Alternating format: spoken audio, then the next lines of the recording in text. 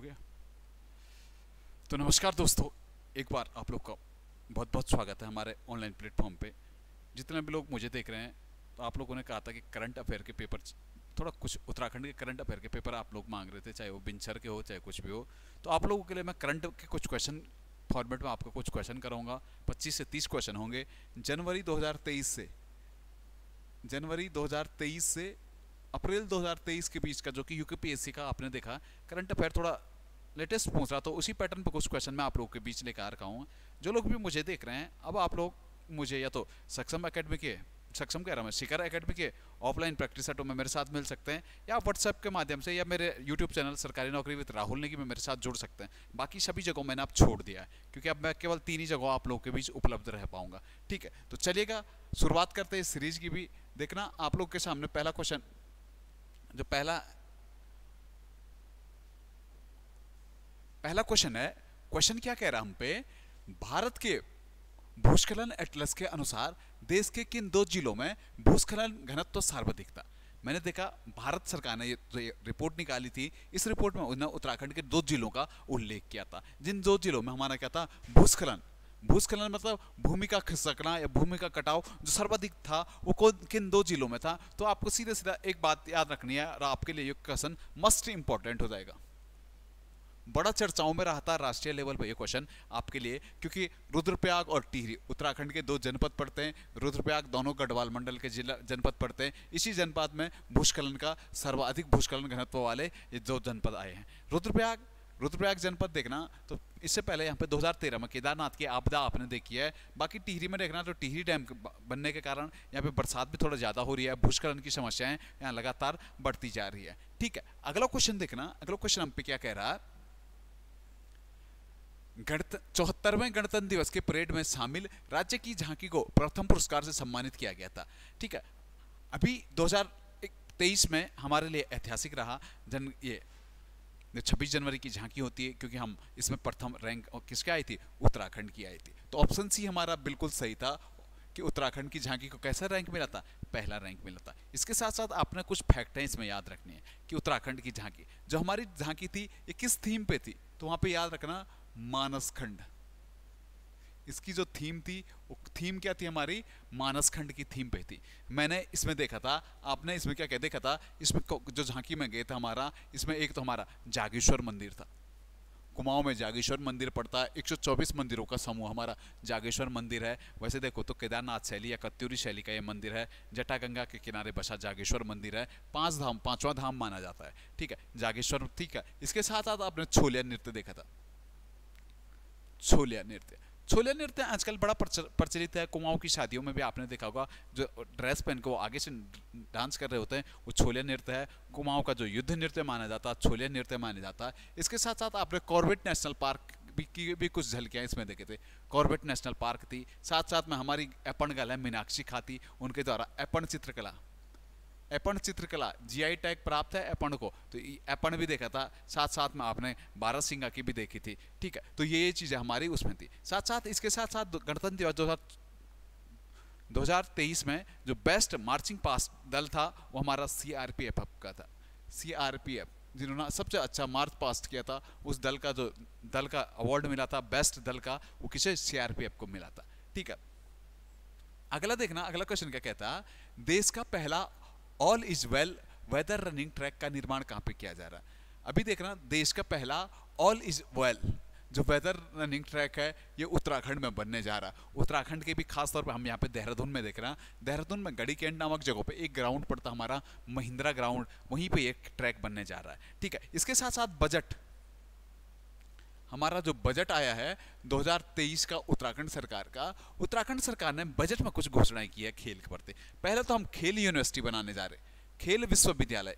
राज्य सरकार का जो खेल विश्वविद्यालय प्रस्तावित है, उत्तराखंड सरकार ने जो खेल विश्वविद्यालय बनाने की घोषणा की है, वो कहाँ पे की है, हल्द्वानी में की है। इसके साथ साथ खेल विश्वविद्यालय में आप खेल स्पोर्ट्स कॉलेज में देखना हमारा, तो महाराणा प्रताप कॉलेज हमारा 1993 का हमारा महाराणा प्रताप कॉलेज, वो भी कहाँ पे, देहरादूनी में है। ठीक है, इसके साथ साथ अगला देखना, हमने एक खेल के क्षेत्र में एक हमने मुख्यमंत्री खिलाड़ी उन्नयन योजना, जो कि खेल दिवस 29 अगस्त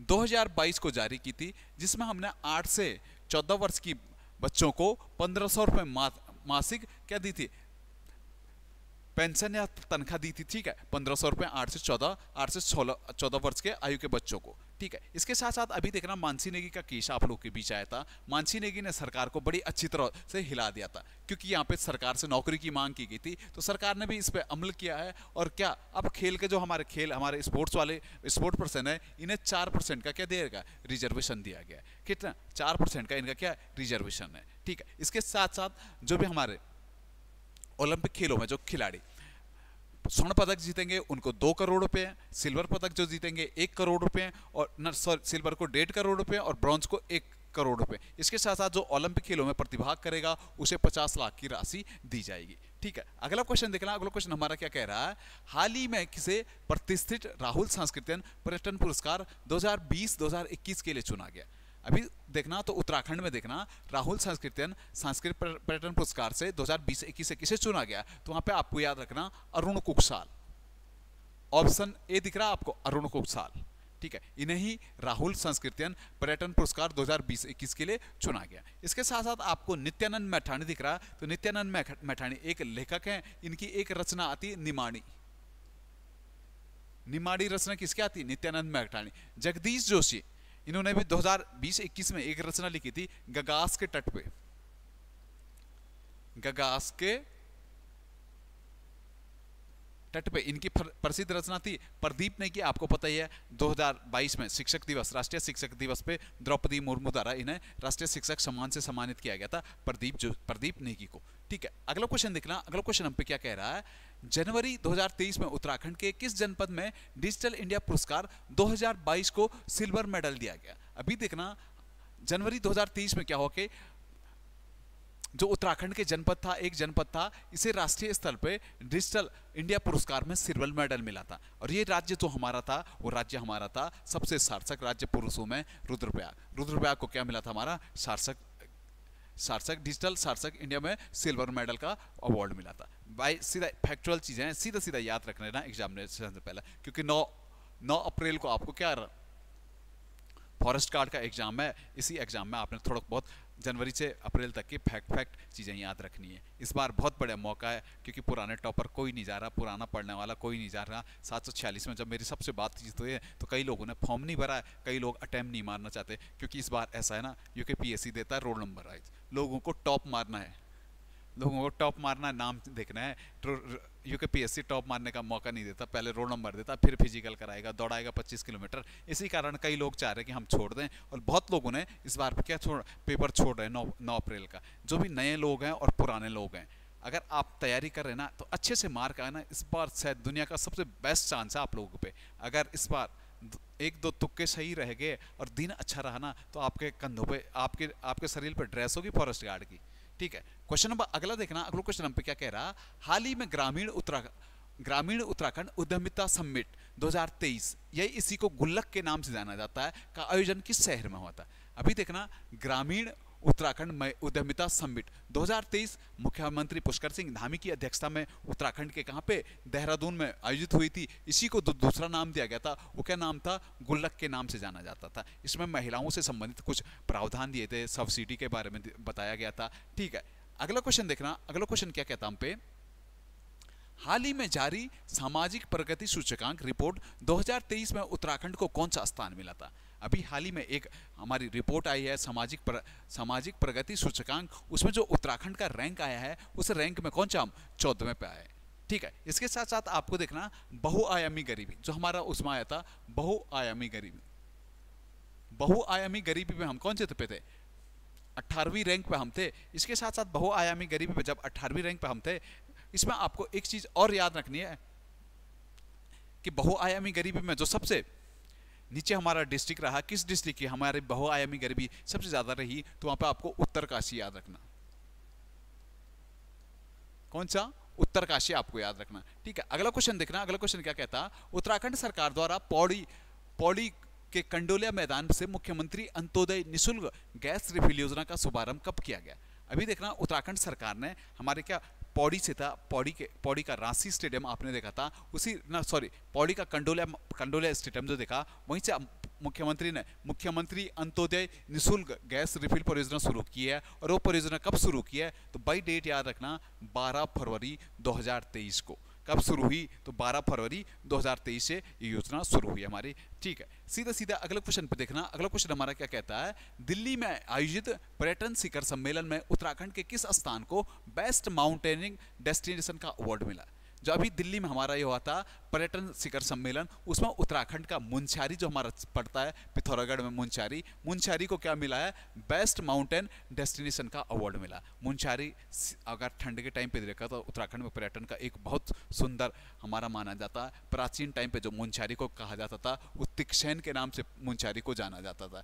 जोहार का प्रवेश द्वार भी किसे कहा जाता, मुनस्यारी को कहा जाता। और 2022 में मुनस्यारी की राजमा, मुनस्यार की जो राजमा होती ना, इसी को क्या जीआई टैग मिला था। ठीक है, इसके साथ साथ मुनस्यारी के आलू आपको फेमस पता ही है। ठीक है, और अभी भोटिया दन जो मिलता है, हमारी भोटिया दन है, वो भी इसी क्षेत्र में मिलते हैं हम पे। ठीक है, अगला क्वेश्चन देखना। अगला क्वेश्चन हमारा क्या कह रहा है, भारत का पहला हरित ऊर्जा आधारित सौर पैनल कारखाना किस राज्य में बनाया जाएगा।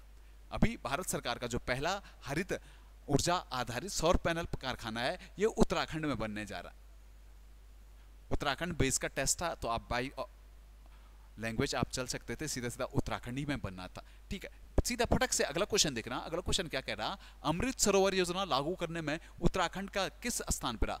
देश में जो अमृत सरोवर योजना, हमारी अमृत सरोवर योजना में लागू करने में उत्तराखंड का जो रैंक रहा है, वो कौन सा है, 3rd रैंक है। अगर मैं पहली रैंक की बात करूं, तो पहली रैंक जो अमृत योजना में रही थी, वो रही थी हमारी उत्तर प्रदेश की। ठीक है, 2nd रैंक पे एमपी रहा था, और तीसरे पे हमारा उत्तराखंड रहा था। ये 3 का हमारा सीरीज था।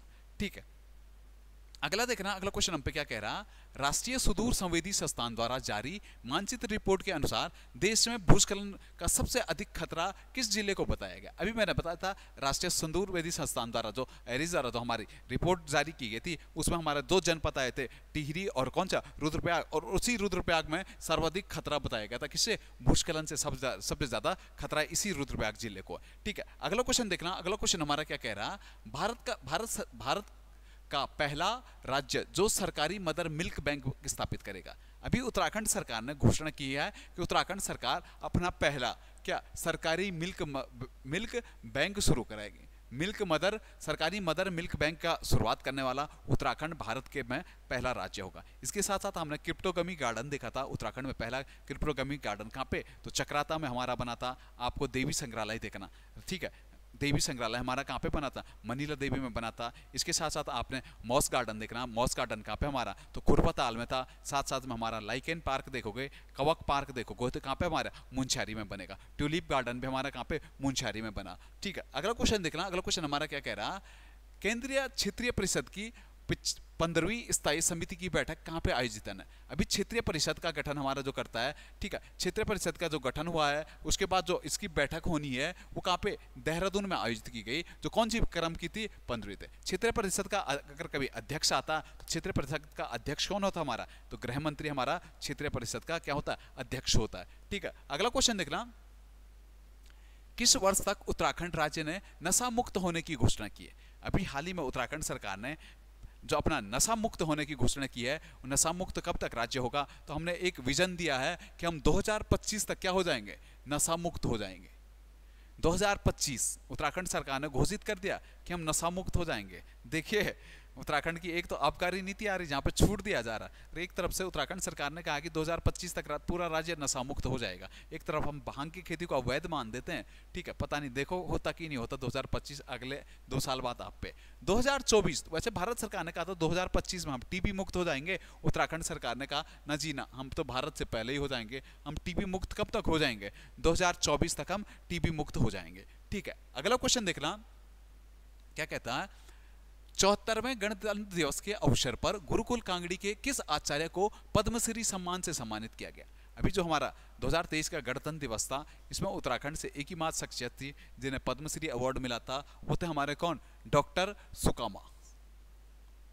डॉक्टर सुकामा कहाँ के हैं, तो पतंजलि गुरुकुल कांगड़ी के हमारे क्या थे, शिक्षक थे। इन्हीं को क्या अवार्ड मिला है, पद्मश्री अवार्ड से। ठीक है, सीधा बढ़ना, ज्यादा भी कुछ नहीं पढ़ना इसमें। अगला क्या कहता है, कितने शिक्षकों को 2022 का शैलेश मटियानी पुरस्कार दिया जाएगा। अभी 2022 मतलब 2022 के तो ये पुरस्कार थे, 2023 में दिए गए।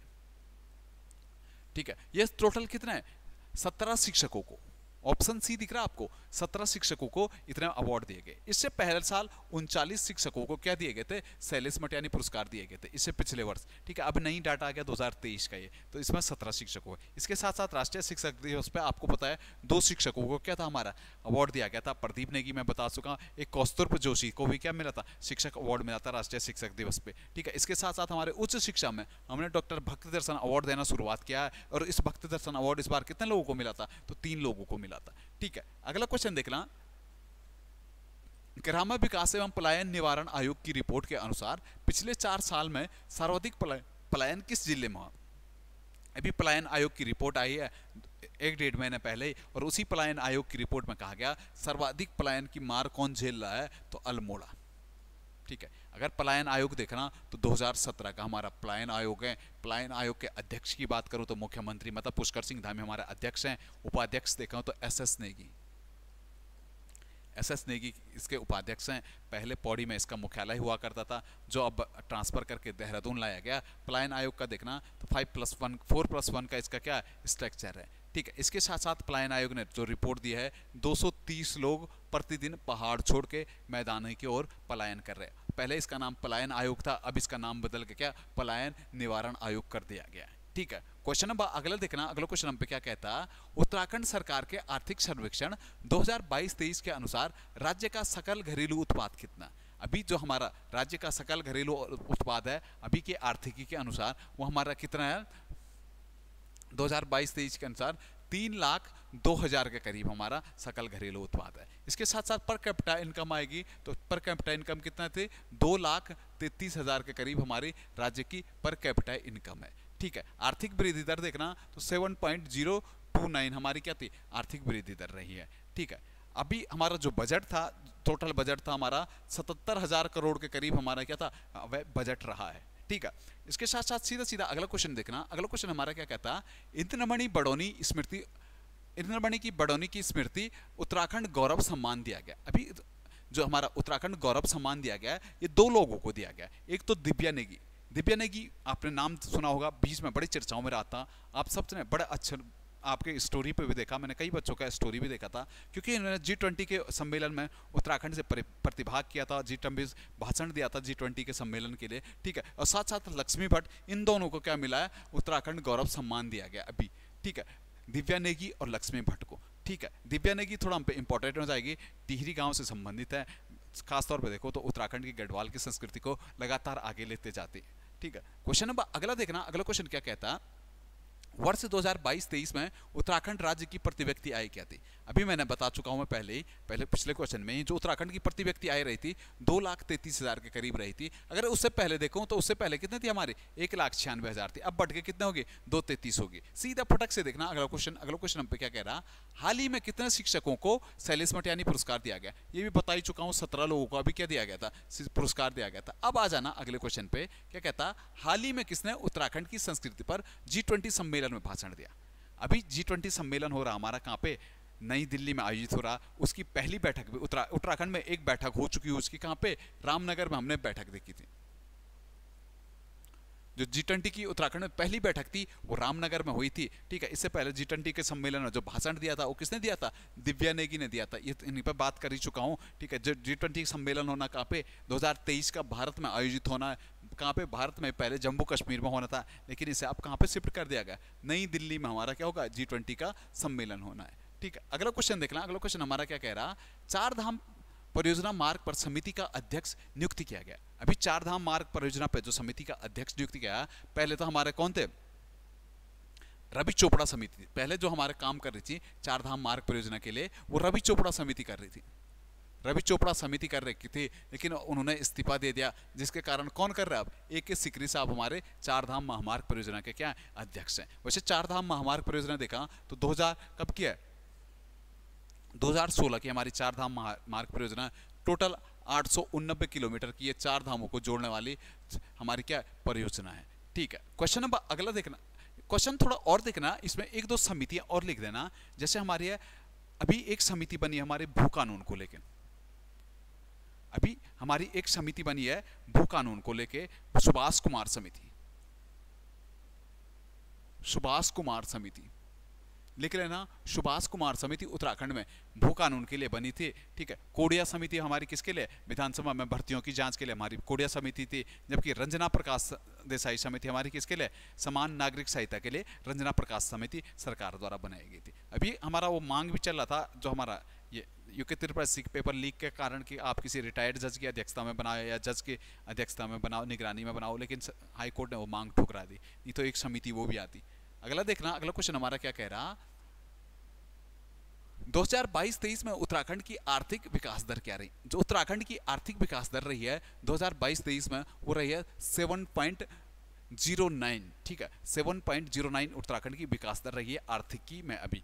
ठीक है, सीधा सीधा बढ़िएगा अगले क्वेश्चन पे। अगला क्वेश्चन क्या कहता, हाल ही में उत्तराखंड सरकार द्वारा प्रदेश के पारंपरिक अनाज यानी मंडुआ झंगोरा को बढ़ावा देने के लिए कौन सी योजना को मंजूरी दी गई। अभी उत्तराखंड सरकार द्वारा जो उत्तराखंड के पारंपरिक भोजन है इनको बढ़ावा देने के लिए एक मिशन चलाया गया। इस मिशन को नाम दिया गया उत्तराखंड मिलेट मिशन के नाम से इसे जाना जाता है। ऑप्शन बी हमारा बिल्कुल सही था। ठीक है, सीधा सीधा अगले क्वेश्चन पे चलना। अगला क्वेश्चन हमारा क्या कह रहा, हाल ही में भारत और उज्बेकिस्तान की सेनाओं का संयुक्त सैन्य अभ्यास दस्तलिक का आयोजन कहाँ पे किया गया। अभी भारत और कहाँ पे, भारत और उज्बेकिस्तान की सेनाओं का एक संयुक्त सैन्य अभ्यास होता है जिसे दस्तलिक के नाम से जाना जाता है। ये दस्तलिक का जो आयोजन किया गया था ये पिथौरागढ़ के मुंशियार क्षेत्र में आयोजित हुआ था। इसके साथ साथ औली दिख रहा आपको, औली में भी एक युद्धाभ्यास हुआ है। ये इंडिया और यूएसए का हुआ, इंडिया और यूएसए का हाई एल्टीट्यूड पे होने वाला ये युद्धाभ्यास था। मुख्यतः जिसका था चाइना को धमकाना था, चाइना को आंख दिखाना इसका मुख्य मिशन था,